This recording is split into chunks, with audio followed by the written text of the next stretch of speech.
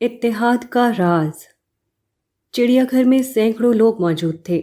کوئی کھلے سبزے پر بیٹھا ہوا کھا پی رہا تھا، کوئی طرح طرح کے جانوروں کو دیکھ رہا تھا، کوئی ادھر ادھر بے فکری کے ساتھ گھوم رہا تھا۔ اتنے میں دھارنی کی آواز آئی اور اسی کے ساتھ یہ خبر اڑی کہ ایک شیر اپنے کٹہرے سے باہر آ گیا ہے۔ یہ سنتے ہی تمام لوگ بیرونی گیٹ کی طرف بھاگے۔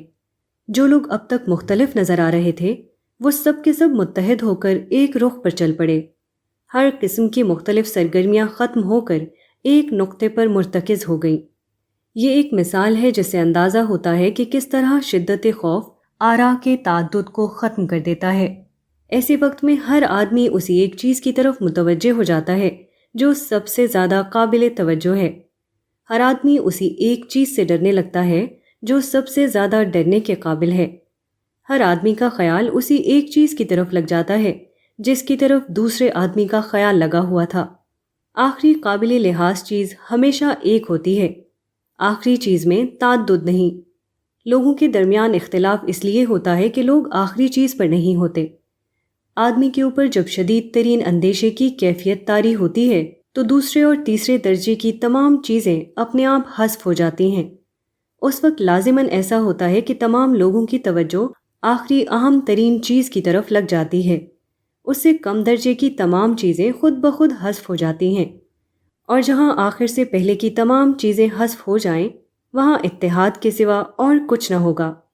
اختلاف اس صورتحال کا نام ہے کہ لوگوں کی نظریں آخری اہم ترین چیز پر لگی ہوئی نہ ہوں۔ اس لیے اتحاد کی واحد کامیاب تدبیر یہ ہے کہ لوگوں کی نظریں کم اہم یا غیر اہم چیزوں سے ہٹا دی جائیں۔ کسی ملک پر دشمن کے حملے کے وقت یہی چیز ہوتی ہے، چنانچہ ایسے موقع پر پوری قوم متحد ہو جاتی ہے۔ دشمن کے خطرے سے زیادہ بڑا خطرہ خدا کی پکڑ کا خطرہ ہے۔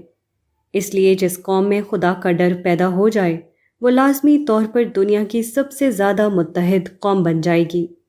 مطالعہ بتاتا ہے کہ دشمن کے خطرے کے وقت جانور بھی متحد ہو جاتے ہیں۔ خطرناک سیلاب میں کتا اور بلی یا نیولا اور سانپ دونوں ایک جگہ چپ چاپ بیٹھے ہوئے دیکھے گئے ہیں، مگر یہ اتحاد کی حیوانی سطح ہے۔ انسانی اتحاد وہ ہے جو خدا کے خوف اور آخرت کی فکر سے پیدا ہو۔ یہ دوسرا اتحاد زیادہ اعلیٰ ہے اور زیادہ پائیدار بھی۔